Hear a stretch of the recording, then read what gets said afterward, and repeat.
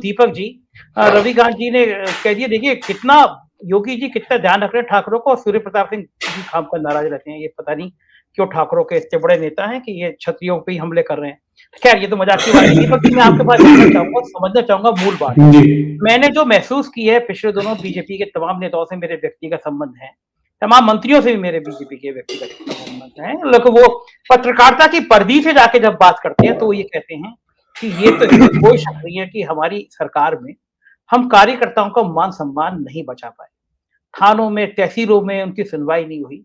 प्रदेश कार्य समिति की बैठक चल रही थी, मंच पे योगी आदित्यनाथ थे, स्वतंत्र देव सिंह थे।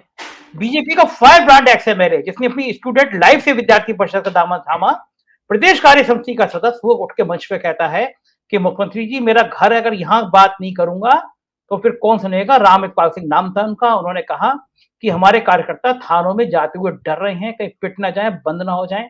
तहसील भ्रष्टाचार के अड्डे बन गए हैं, ब्लॉकों में लूट हो रही है।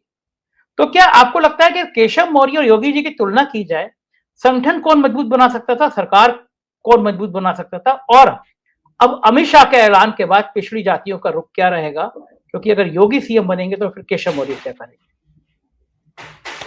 संजय भाई, सभी को सुन लिया है और मुझे तो आज ऐसा लगा कि 55 मिनट हो गए।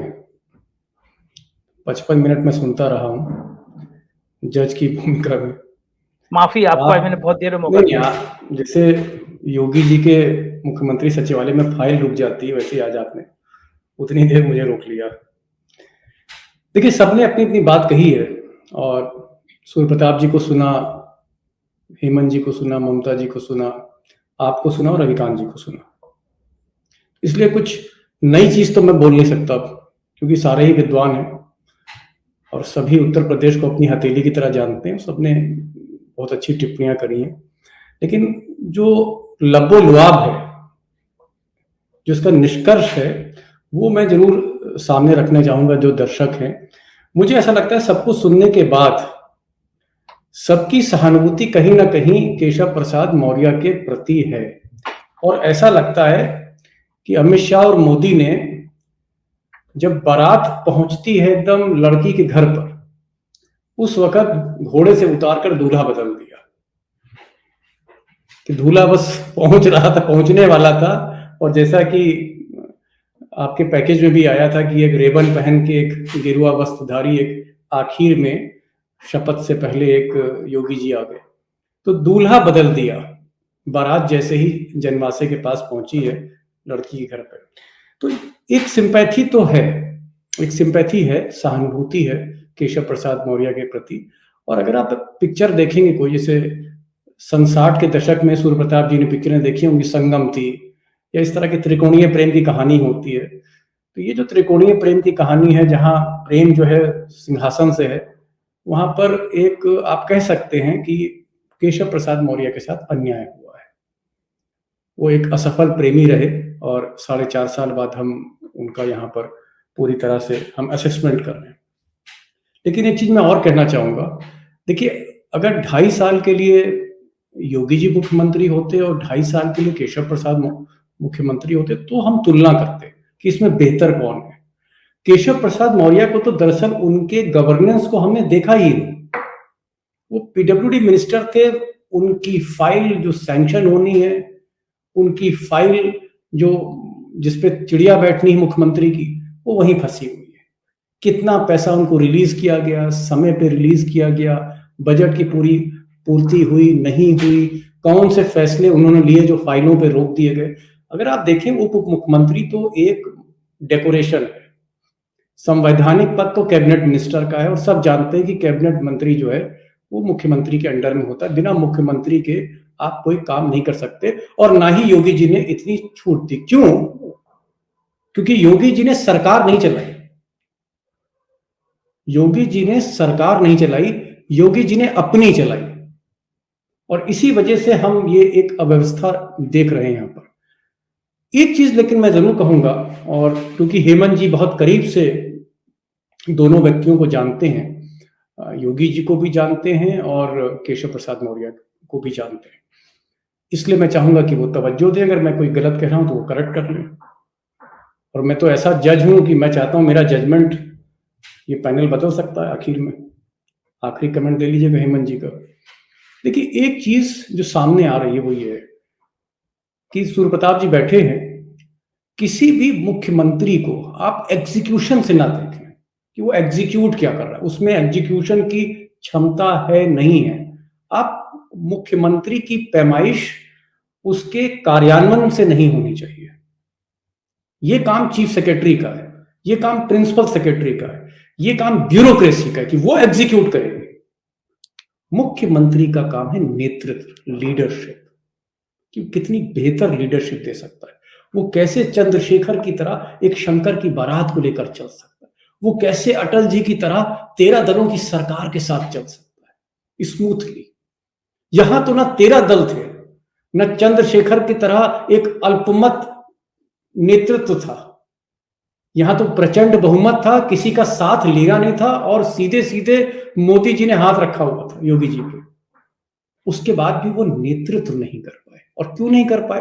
क्योंकि हमने पहली बार देखा कि 150 से ज्यादा विधायक विधानसभा में मुख्यमंत्री के खिलाफ धरने पे बैठ गए। हमने देखा कि एक बहुत ही चर्चित कैबिनेट मिनिस्टर, बहुत पॉपुलर, बहुत लोकप्रिय कैबिनेट मिनिस्टर ने चिट्ठी लिख दी, और वो चिट्ठी लीक हुई कोविड की दूसरी लहर में, जहां सीधे सीधे योगी के नौकरशाहों पर आरोप थे कि कोविड में ये किस तरह से दवा दारू नहीं पहुंचा रहे हैं। हमने ये भी देखा कि श्रीकांत शर्मा जो बिजली मंत्री हैं और अमित शाह के जो प्रतिनिधित्व कर रहे हैं, वो किस तरह से जो घोटाला हुआ था पीएफ का, प्रोविडेंट फंड का, उस वक्त कैसे आमने सामने आ गए थे श्रीकांत शर्मा और योगी आदित्यनाथ। तो हमने ये चीज देखी है इस 4.5 सालों में कि विधायकों को लेकर योगी जी नहीं चल पाए, अपने मंत्री परिषद को लेकर नहीं चल पाए, अपनी कैबिनेट को लेकर वो नहीं चल पाए, और ब्यूरोक्रेसी में, नौकरशाही में भी वो बड़े सिलेक्टिव, किसके साथ काम करना है, किसके साथ नहीं करना है, किसको हाशियों में रखना है, किसको सुर्खियों में लाना, ये सारी भी मैन्यूवरिंग वो करते रहे। जैसे मिसाल के तौर पर एक प्रमुख सचिव आपने बना लिया अपना, और लोगों को लगता है कि ये जो प्रमुख सचिव है यही सारे फैसले ले रहा है कि यूपी अव्वल है ना, मुख्यमंत्री का प्रचार यही प्रमुख सचिव कर रहा है। लेकिन लोग कहते हैं कि साहब फाइलों में कोई ताकत ही नहीं उस प्रमुख सचिव के, सारा काम तो एक निदेशक स्तर का आदमी करता है।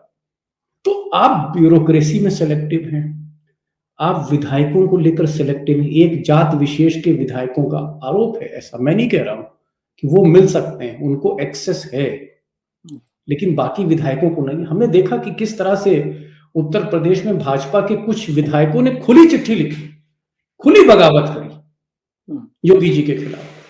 तो नेतृत्व की कमी योगी जी में हमको दिखी, और एक लीडरशिप क्वालिटीज जो होनी चाहिए। देखिए, कोई भी मुख्यमंत्री, और उत्तर प्रदेश जैसे राज्य का, सबसे बड़े सूबे का अगर कोई मुख्यमंत्री है तो नेचुरल लीडरशिप होनी चाहिए। वो नेचुरल लीडरशिप जो हमें एक वक्त 90 के दशक में कल्याण सिंह में दिखती थी, वो नेचुरल लीडरशिप जो हमें मुलायम सिंह यादव में दिखती। आप कभी भी मुलायम सिंह के समय में ये नहीं देखेंगे आजम खान जैसा आदमी, अमर सिंह जैसा आदमी, उनको लेकर मुलायम सिंह चल सकते हैं। आप सोचिए कितने नखरे हैं अमर सिंह के थे, कितने तेवर, कितने पैतरे आजम खान के थे। ऐसे लोगों को लेकर मुलायम सिंह इसी उत्तर प्रदेश में चले हैं और उन्होंने पूरी सरकार चलाई है। तो वो नेतृत्व हमें योगी जी में नहीं दिखा। और जहां तक केशव प्रसाद मौर्य की बात है, केशव प्रसाद मौर्य के बारे में मैं इसलिए कुछ नहीं कह सकता क्योंकि वो योगी के अधीन थे, मातहत मंत्री है। वो योगी के ऊपर नहीं है, वो योगी के समानांतर नहीं है, वो योगी के अधीन है। जैसे संपादक के नीचे कोई उप संपादक, उसकी खबर तो संपादक ही पास करेगा, खबर तो वही जारी करेगा। तो कितनी खबरें रोक दी गई होंगी केशव प्रसाद मौर्य की, कितनी फाइलें रोक दी गई होंगी, ये तो हमें नहीं पता है। हो सकता है हेमंत जी को पता हो कितने प्रोजेक्ट उनके रोके गए। हो सकता है कि जब केशव प्रसाद मौर्य ने शुरू में कहा कि मैं सारे गड्ढे भर दूंगा 2 महीने के अंदर, वो बड़े उत्साह से, बड़े ऊर्जा से और किसी आकलन के साथ कहा होगा, ऐसे नहीं कह दिया होगा उन्होंने पीडब्ल्यूडी के अधिकारियों के साथ मीटिंग करी होगी, इंजीनियरों के साथ मीटिंग करी होगी, सब कुछ देखा होगा, तब उन्होंने एक बयान दिया होगा। और हो सकता है बाद में उनको वो संसाधन, वो पैसा, वो बजट समय पे मुहैया ना कराया गया और उनकी किरकिरी हुई तो हम गड्ढे अगर सड़कों पर नहीं भरे गए, इसके लिए हम केशव प्रसाद मौर्य को इसलिए नहीं कहेंगे क्योंकि योगी जी ने इस सरकार को मोदी के मॉडल पे चलाया है। मोदी जी की उन्होंने नकल पे चलाया कि जहां सब कुछ सेंट्रलाइज थी। मुझे तो यहां तक लोग बताते हैं कि कोई मंत्री ट्रांसफर तक नहीं कर सकता, कोई मिनिस्टर जो है वो उसके पास इतनी ताकत नहीं है कि वो मंत्री अपने किसी सचिव को बदल दे। बिल्कुल ठीक। इसलिए संजय भाई मैं ये कहूंगा कि आज की तारीख में केशव मौर्य के साथ सहानुभूति सिर्फ इसीलिए है, सिंपैथी इसीलिए है कि उनको मौका नहीं दिया गया बिल्कुल सही और बात है। उनके अंदर लीडरशिप क्वालिटीज थी। योगी को मौका दिया गया, उन्होंने सरकार नहीं चलाई, अपनी चलाई और वो नेतृत्व नहीं कर पाए। बिल्कुल बिल्कुल बिल्कुल ठीक है।